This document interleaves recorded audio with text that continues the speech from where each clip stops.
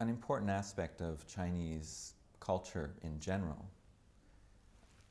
and even more so the religious dimensions of Chinese culture, is the centrality of the body and the cultivation of the body to what it is to live a good life and to live even a good religious life. And to understand that, I think it's important to avoid a dichotomy between the mind and the body, or the soul and the body, a dichotomy which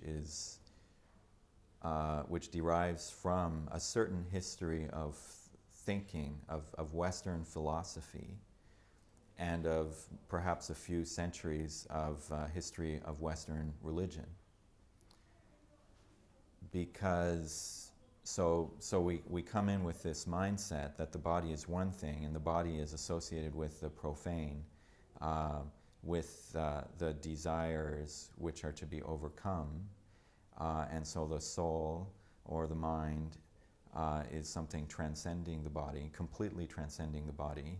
And we've really organized our entire understanding of religion and spirituality in that way, and even our understanding of science, our understanding of intellectual work, as something which is really in the realm of the abstract, of the disembodied. And so I think this is one of the big challenges that a Chinese cosmology poses to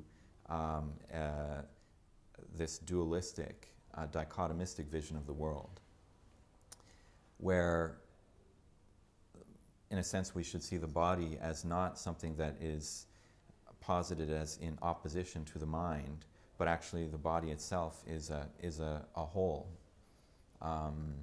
And this body has many functions, including mental functions. So it has various functions of processing, of circulating, of feeling, of thinking, of intellectualizing. All of these are functions of one body. And so, and there has been a concern then in the Chinese tradition for how we can regulate all these functions. So we have so many different powers, so many different energies, so many different capacities which arise from our body taken as a whole, including our different organs, including our heart, our brain, and all of the different functions that they have. So how can all of these different functions be coordinated together? How can we manage the relationships between all of these different functions?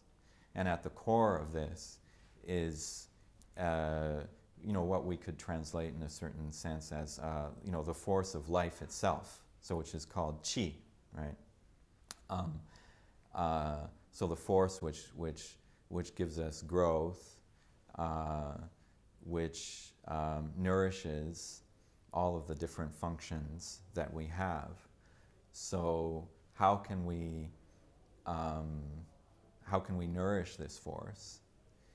How can we lead it to circulate?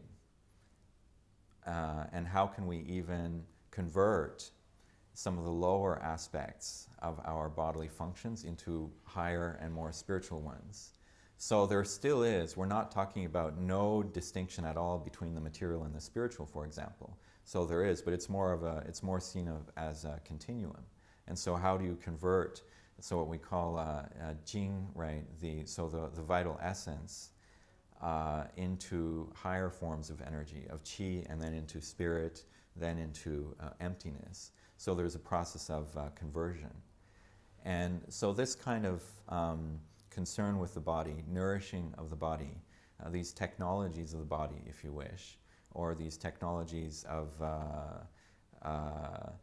the self-cultivation of the body, are really central to so many different types of practices in the Chinese tradition.